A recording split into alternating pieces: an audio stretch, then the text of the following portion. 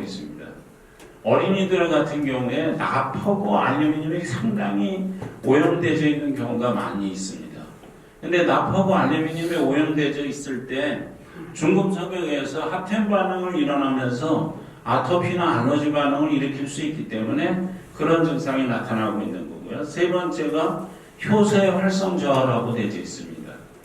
우리 몸속에서 엔자임이 하는 역할에 대해서는 우리 몸속에 이 대사를 원활하게 돌아가 줄 수 있는 촉매 역할을 하는 것을 보통 엔자임이라고 얘기하고 있는데, 이 엔자임이 중금속이 엔자임 역할을 하는 그 단백질에 결합이 돼가지고 그 자체가 엔자임의 역할을 못하게 만들어 놓기 때문에 효소의 활성 저하가 일어나는 것입니다. 그 다음에 글루타치온이 간에서의 그 해독 역할에 대해서는 다들 알고 있고, 그 다음에 아스코르베이트, 비타민 C의 역할에서도 알고 있겠지만, 이것이 그 중금속 자체가 글루타치온이나 아스코르베이트의 역할을 감소시켜 버립니다. 그래서 해독력의 전반적인 하락을 가져오게 되고, 그 다음에 뇌맥락총의 축적을 일으키면서 파킨슨이나 치매를 유발할 수 있는 원인들도 나타나고 있습니다. 그리고 비타민 B1과 B6를 억제시킴으로 인해서 그 중금속의 임산부가 많이 오염되어 있을 경우에 기형아를 유발할 수 있는 확률도 높다라는 것이 발표되어 있는 거고요. 요즘 들어서 많이 사용되고 있는 게 G수용체입니다.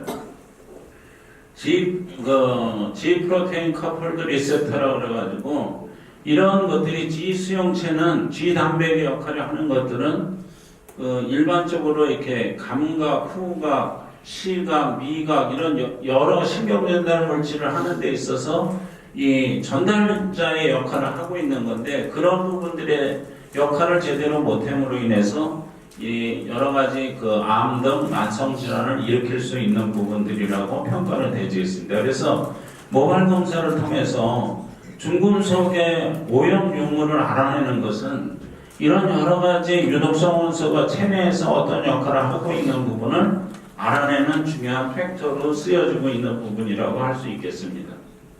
그래서 그 각각의 이제 증빙 자료로다가 지금 나와져 있는 것들이 메타볼릭 언커플링이 이 프로톤 이온이 떨어져 나오면서 이 대사가 이루어져야 되는데 이것이 제대로 이루어지지 않게 되니까 피로를 ATP가 합성이 안 되니까 피로를 유발하게 되어 있는 거고요. 그 다음에 그 알러지 반응이 일으키는 것은 합템 반응에 의해서 여기서 TH2 셀이 증가가 되면서 아토피 더마타이티스, 그러니까 아토피나 알러지 반응을 일으키는 것으로 나타나져 있습니다.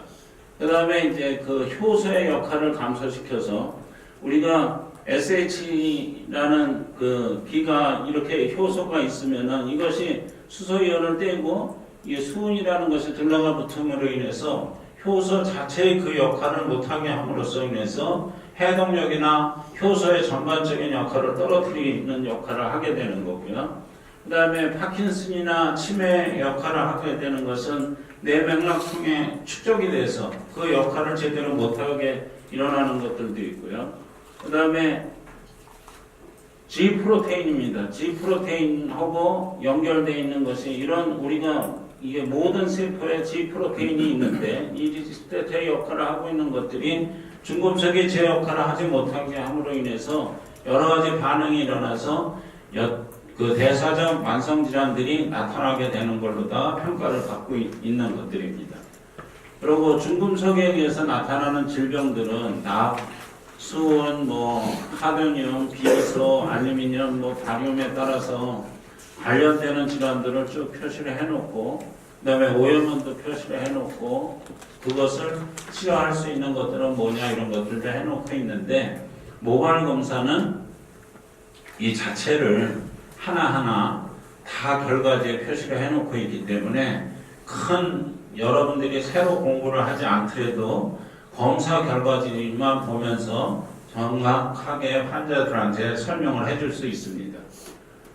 그리고 이제 오염 증상에 따라서 이런 도표를 통해서 어떤 것들이 나타나는지, 대부분 질환들을 여기 이렇게 질환 써놓은 거 보게 되면은 현대인들이 많이 가지고 있는 질환이 중금속 오염에 의해서 나타나는 거라고 볼 수 있겠습니다. 근데 중금속을 어떻게 빼주느냐 하는 부분들에 대해서는 여러 선생님들이 또 많은 궁금증을 가질 겁니다.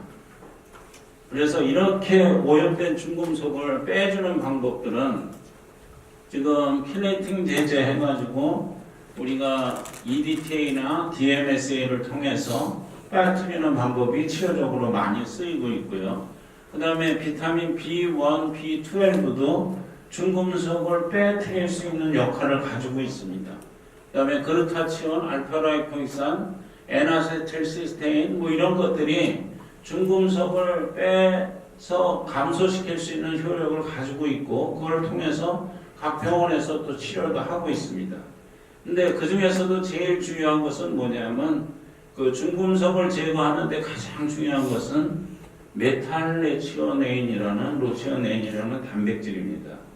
메탈로치오네인이라는 단백질이 우리 몸속에 만들어지게 되면은 어느 정도의 중금속들이 다 갖고 있어도 그 중금속과 결합을 해서 배변이나 소변으로 통해서 배출을 시켜서 중금속을 감소시키게 되는 것입니다. 근데 그 메탈로치오네인을 감소시킬 수 있는 것들은 프로엠이라고 기능성 식품인데 여기도 표시되어 있지만 메탈로치오네인의 전구 물질들입니다. 이것을 개발하게 된 것은 저희가 중금속 검사를 모발을 통한 중금속 검사를 개발을 해냈을 때 2002년도에 개발을 해냈습니다. 그래서 2002년도에 방송 3사에서 헤드라인 뉴스로 다 떴습니다. 조그만 벤처 기업이 모발을 통해서 우리 체내에 있는 중금속의 오염도를 알아낼 수 있는 검사를 완성시켜냈다. 막 이렇게 막 뉴스에 쫙 떴습니다. 그래서 저는 이제 그때는 어떤 생각을 했었냐면, 나도 이제 바로 돈방석에 앉는구나.